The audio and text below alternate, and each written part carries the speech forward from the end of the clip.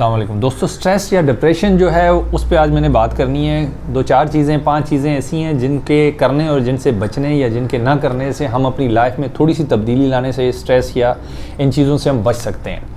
Research भी इसमें शामिल है और कुछ हमारी ज़ाती रिसर्च भी होती हैं। कुछ इंसान को इल्म के ज़रिए, कुछ आपको तजर्बे के ज़रिए एक्सपीरियंस होती हैं चीज़ें, तो आप वो लोगों के साथ शेयर करना अपने ऊपर फ़र्ज़ समझते हैं, क्योंकि आप अपना इल्म आप अपने साथ लेके चले जाएँ ये भी मुनासिब नहीं है।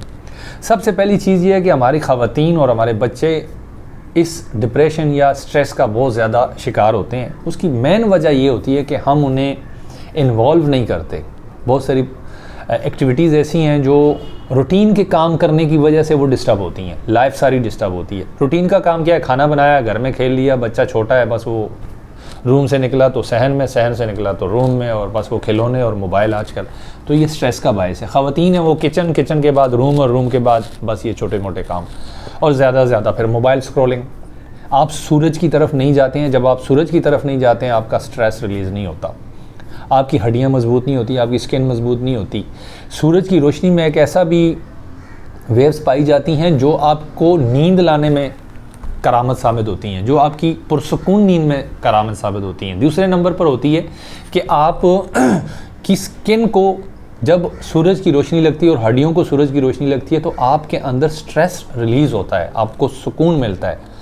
एक तो ये हो गया कि आपने ख़वातीन ने खुसूसी तौर पे सूरज की रोशनी में दिन में कम से कम 45 मिनट लाजमी आना है। बेशक आप जब तपती धूप है उसमें ना आएँ, मगर सुबह 8, 9, 10 बजे से लेके 11 बजे तक, या सुबह फजर के बाद से 10, 11 बजे तक, 12 बजे तक की जो धूप है वो बहुत अहम है, उसको आप लें।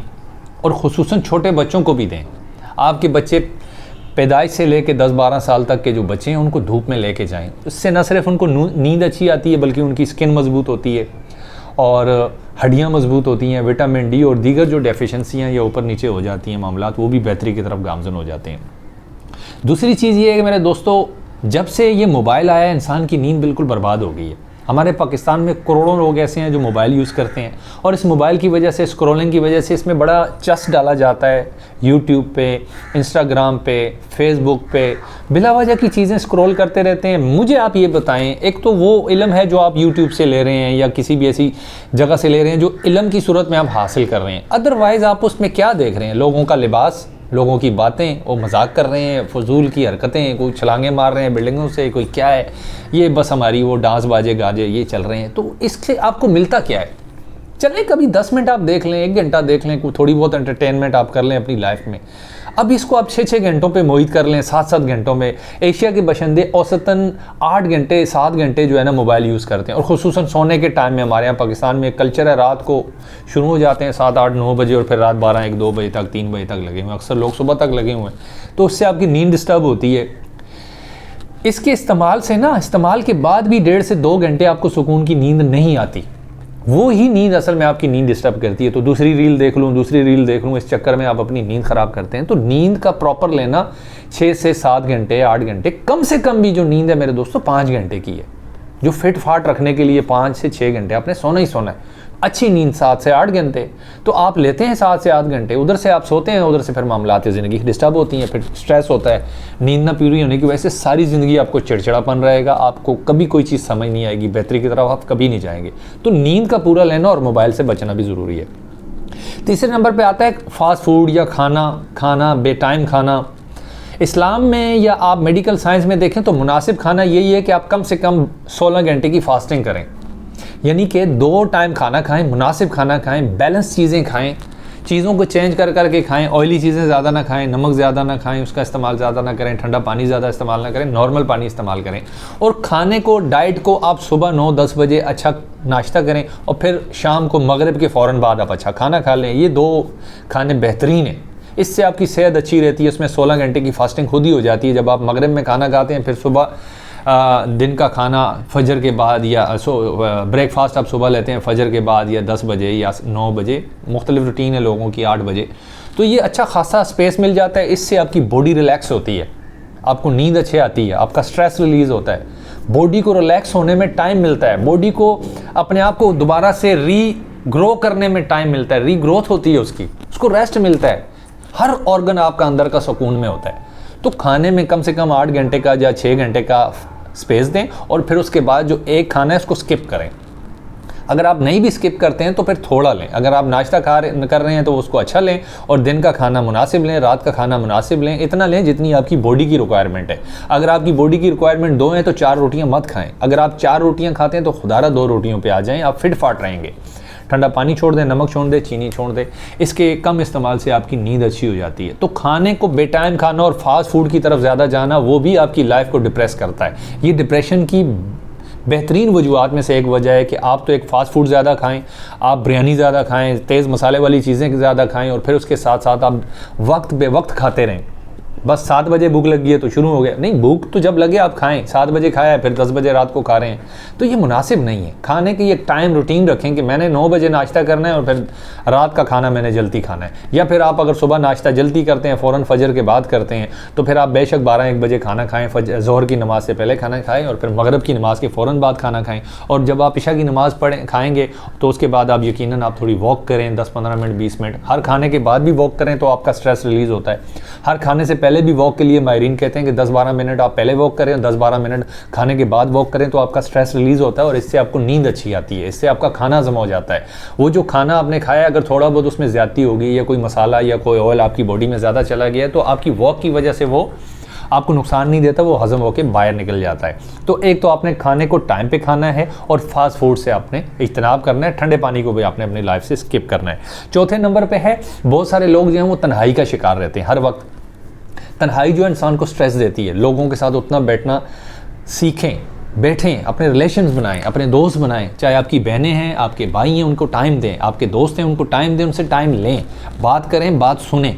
सबसे बड़ी जो टेंशन इंसान को होती है ना बोलने की जो आदत है ना, और ना सुनने की जो आदत है, ये आपको स्ट्रेस देती है। थोड़ा सा बोलें, पॉजिटिव बोलें, किताबें पढ़ें, आप अपने दोस्तों को टाइम दें। जब आप दूसरे को सुनना शुरू करेंगे, सुनने से दूसरे की स्ट्रेस रिलीज़ होती है और सुनने से आपको दूसरों के मसाइल का पता लगता है। फिर आप ये समझते हैं कि यार आई एम ओके, मैं तो बेहतर हूँ, इस बेचारे को कितनी टेंशन है, इस बेचारी को कितनी टेंशन है, मैं तो इससे बेटर हूँ।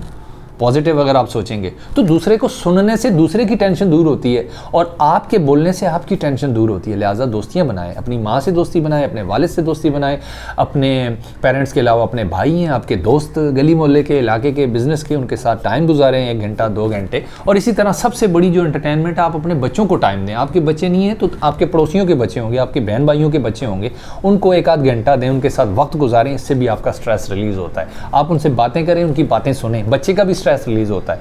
तो किसी भी तरह आप तन्हाई का शिकार ना हो, अपने आप को बिज़ी रखें। जब आप बिज़ी रखेंगे तो इंशाल्लाह आपको स्ट्रेस नहीं होगा।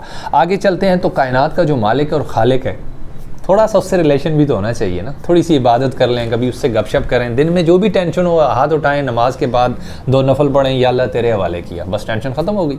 जो लोग कहते हैं मैंने करना है सारा कुछ, वो मैं करते ही रहते हैं और सारी ज़िंदगी परेशान ही रहते हैं। आपके हाथ में कुछ नहीं है दोस्तों, आपके हाथ में एक थोड़ा सा अमल होता है, अमल से ज़िंदगी बनती है, जन्नत भी जहन्नम भी। ये बंदा अपनी फितरत में ना नूरी है ना नारी है। ठीक है, आपके हाथ में कुछ अमाल हैं, आपके ऊपर स्ट्रेस आया, आपको कर्जा चढ़ गया, आपको कोई बिज़नेस का लॉस हो गया, आपकी कंपनी नीचे जा रही है, आप क्या करेंगे? आप कोशिश करें, आपको 1 लाख का कर्जा देना है, आप 10,000 यहाँ से पकड़ें, 20 अपना जमा करें, 30, 40, 50 उसको दे दें और जो बाकी 50 आपके पास कर्जा नहीं उतारने के लिए, उसका आप क्या करेंगे? अल्लाह से दुआ करेंगे, या अल्लाह मेरे पास 50 और नहीं है, तेरे हवाले। तो अल्लाह के हवाले जब आप नहीं करते हैं, चाहे छोटी टेंशन हो या बड़ी टेंशन हो, जब तक आप ये अल्लाह के हवाले नहीं करेंगे दोस्तों, स्ट्रेस आप पे यहाँ रहेगा यहाँ, और ये स्ट्रेस आपको तंग करेगा, ये स्ट्रेस आपको बढ़ने नहीं देगा, ये स्ट्रेस आपको नींदें ख़राब करेगा, ये स्ट्रेस आपके चेहरे पे नज़र आएगा। आप चाहते हैं कि आपके चेहरे पे मतानत हो, खूबसूरती हो, आपके चेहरे पे दूसरा देखे तो उसको ये ना लगे कि ये इस तरह का चेहरा है। समझ रहे हैं ना? स्ट्रेस वाला चेहरा है, आंखें यूँ फटी हुई हैं हर वक्त यूँ नहीं, आपका चेहरे पे मतानत होनी चाहिए। दूसरों को माफ़ करना सीखें। छठी चीज़ मैं आपको बताऊँ, कायनात के मालिक को टाइम देने के साथ साथ, अल्लाह से बातें करने के साथ साथ, नफल पढ़ के अल्लाह के हवाले अपनी टेंशन सारा दिन करते रहें। आप अपने आप को भी थोड़ा सा टाइम दें, अपने आप को रिलैक्स करें। अपने आप जो बंदा खुद का नहीं है वो किसी का भी नहीं है। खुद को टाइम दें मेरे दोस्तों, खुद से मोहब्बत करें मेरे दोस्तों, खुद से प्यार करें, अपने आप को टाइम दें। आप जब अपने आप को टाइम देंगे, आप अच्छे से बने संवरेंगे, अच्छी सी किताबें पढ़ेंगे, आप नमाज़ पढ़ेंगे, आप अपना लिबास अच्छा करेंगे, आप गुस्ल करेंगे, आप लोगों से मिलेंगे, अच्छी बात करेंगे और अच्छी सुनने की कोशिश करेंगे, ना गलत बात करेंगे ना सुनेंगे। तो ये चीज़ें स्ट्रेस का बायस होती हैं। तो लिहाजा जिसको खुद से मोहब्बत है उसको सबसे मोहब्बत है। अगर आप चाहते हैं कि आपका स्ट्रेस दूर हो तो ये 4-5 चीज़ें मैंने आपको बताई हैं, रिपीट कर देता हूँ। सूरज की रोशनी आपके लिए भी और आपके बच्चों के लिए भी, नींद और मोबाइल, इसको बैलेंस करें। नींद लें, 5 से 6-7 घंटे प्रॉपर नींद लें, मोबाइल से दूर रहें। इसके बाद फास्ट फूड खाना और खाने को टाइम पे खाना, फास्ट फूड से दूर रहें। चावल, बिरयानियाँ, कौरमे, तेज़ मसाले वाली चीज़ें और ठंडा पानी और चीनी, इनसे दूर रहें और फास्ट फूड से दूर रहें और टाइम पे खाना खाएं हर हाल में।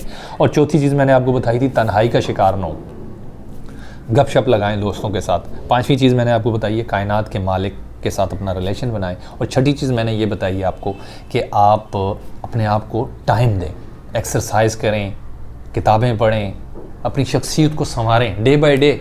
वो शख्स क्या शख्स है जिसका आज उसके कल से बेहतर नहीं है, गुज़श्ता कल से आज उसका बेहतर नहीं है और आने वाला कल भी आज गुजरते हुए कल से बेहतर नहीं है, वो क्या शख्स है। लिहाजा अपने आप को टाइम दें। अगर आपको अपनी ज़ात से मोहब्बत है, आपको अपने पेरेंट्स से मोहब्बत है, अपनी औलाद से मोहब्बत है, तो ख़ुद को भी टाइम दें, औलाद को भी टाइम दें, बच्चों को भी टाइम दें, ताकि आपकी एक खुशगवार ज़िंदगी का शुरुआत हो सकें और ये स्ट्रेस और डिप्रेशन दूर जाएं। स्ट्रेस और डिप्रेशन बजाते खुद कोई चीज़ भी नहीं है, सिर्फ टाइम मैनेजमेंट नहीं है, सिर्फ हम अपने इखलाकी कदरों को भूल गए हैं, सिर्फ हम अपनी ज़िंदगी का डिसबैलेंस करके बैठ गए हैं। जिन चीज़ों को टाइम देना है उनको टाइम नहीं देते हैं, जिनको गैर अहम है उनको टाइम देते हैं, तो फिर वो डिसबैलेंस होने की वजह से आपको स्ट्रेस हो जाता है।